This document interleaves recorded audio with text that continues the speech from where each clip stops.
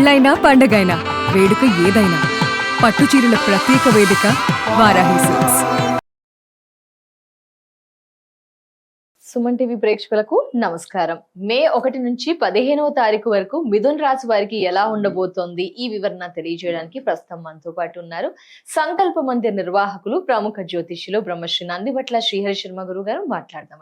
గురుగారు నమస్కారం. గురువు గారు, వాగర్థావివ సంపృక్తౌ వాగర్థ ప్రతిపత్తయే జగతః పితరౌ వందే పార్వతీ పరమేశ్వరౌ ఆదిత్యాయ చ సోమాయ మంగళాయ బుధాయ చ గురు శుక్ర శనిభ్యశ్చ రాహవే కేతవే నమః.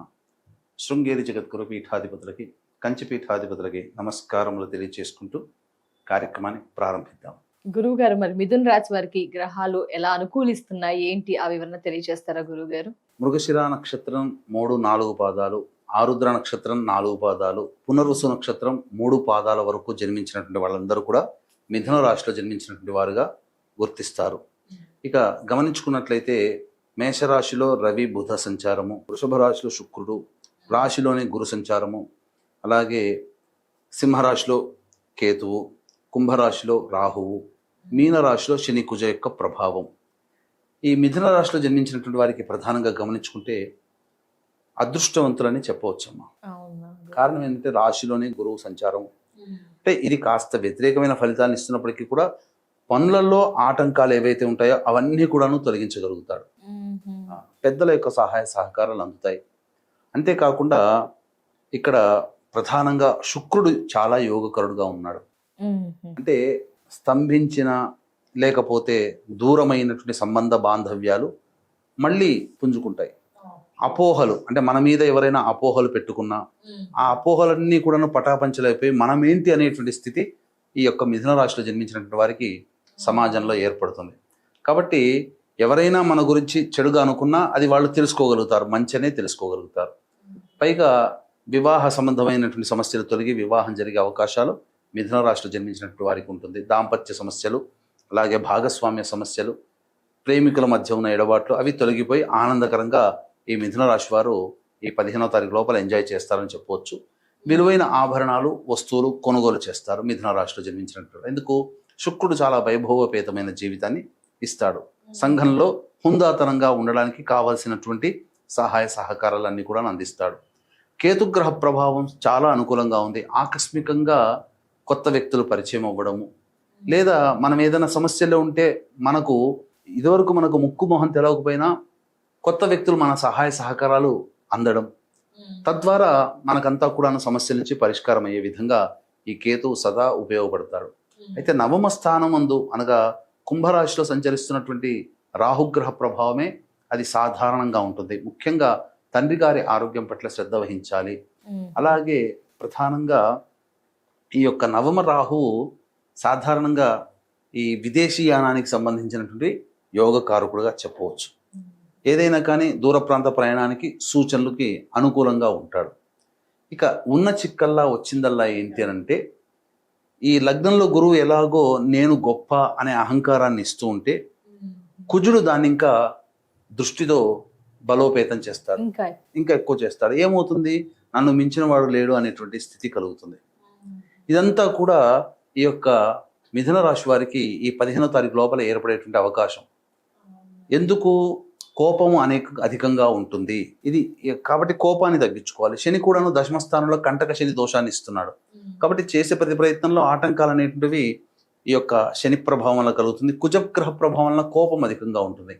ఇలా ఇంత ఎందుకు కలుగుతుంది అని అంటే, రాశ్యాధిపతి మరియు తృతీయాధిపతి అయినటువంటి రవి బుధులు లాభస్థానంలో పడ్డారు. ఇక్కడ వీళ్ళకందరికీ కూడా ఆ స్థితి రావడానికి, అంటే నేను గొప్ప, నన్ను మించిన వాళ్ళు లేరు అని చెప్పడానికి గల కారణం ఈ రవి బుధులు లాభస్థానంలో సంచారం చేస్తున్నటువంటిది. అంటే ఇన్నాళ్ళ వరకు కష్టపడుతున్నటువంటి నిరుద్యోగస్తులకి ఉద్యోగం దొరికే అవకాశాలు ఖచ్చితంగా ఉంటాయి. గట్టిగా ప్రయత్నం చేస్తే ఖచ్చితంగా ఉద్యోగం లభిస్తుంది. అలాగే ఇంక్రిమెంట్స్ కానీ లేకపోతే ఇతరత్ర ప్రమోషన్స్ సంబంధించినటువంటివి కావాలి అనుకునేటువంటి వాళ్ళకి ఇది చాలా అనుకూలమైనటువంటి సమయం. వేరే సంస్థల్లో ఉద్యోగాలు మారాలనుకున్నా కానీ ఇది చాలా అనుకూలంగా ఉంటుంది ఈ యొక్క రవి బుధుల యొక్క స్థితి వల్ల. అంతేకాకుండా బుద్ధి ఆలోచన కలగచేసే రాశినాథుడు ఇన్వెస్ట్మెంట్స్కి కూడా కారకుడైనటువంటి వాడు చక్కటి మేధస్సుతో ఇన్వెస్ట్మెంట్స్ చేసుకోవడం, తద్వారా వాళ్ళకి ధనాదాయం చాలా బాగా పెరుగుతుంది. అన్ని విధాలుగా ఈ యొక్క రవి బుధుడు చాలా అనుకూలిస్తాడు. గవర్నమెంట్ కాంట్రాక్ట్స్ చేసేటువంటి వాళ్ళకి బిల్స్ శాంక్షన్ అవ్వడం అన్ని విధాలుగా చక్కగా ఉంటుందమ్మా. ఏ తర్వాత ప్రధానంగా చూసుకుంటే గురువు, రాహువు, శని, కుజులు తప్ప మిగతా అన్ని గ్రహాలు అనుకూలంగా ఉంటున్నాయి. ఇంతకుముందు చెప్పుకున్నట్టుగా వివాహం కాని అబ్బాయిలకి అమ్మాయిలకి మిథున రాశిలో జన్మించినటువంటి వారికి వివాహాలు కుదురుతాయి. ముఖ్యంగా గృహ సంబంధమైనటువంటి సమస్యలు తీరుతాయి. అంటే ఏంటి, గురుగారు లోన్స్ కోసం ఎదురు చూసేటువంటి వ్యక్తులకి లోన్స్ శాంక్షన్ అవ్వడము ఇలాంటివి జరుగుతాయి. అలాగే సంతానం కోసం ఎదురు చూసే వ్యక్తులకి చక్కటి సంతాన ప్రాప్తి అనేటువంటిది కలుగుతుంది. అన్ని విధాలుగా ఆనందదాయకంగా ఉంటారు. అలాగే ముఖ్యంగా నూతన వాహన కొనుగోలు కానీ లేదా గృహంలో విలువైన వస్తువులు, ఆభరణాలు కొనుగోలు చేసే అవకాశాలు ఎక్కువగా గోచరం అవుతాయి. వాహన మార్పు అనేటువంటిది ఉంటుంది.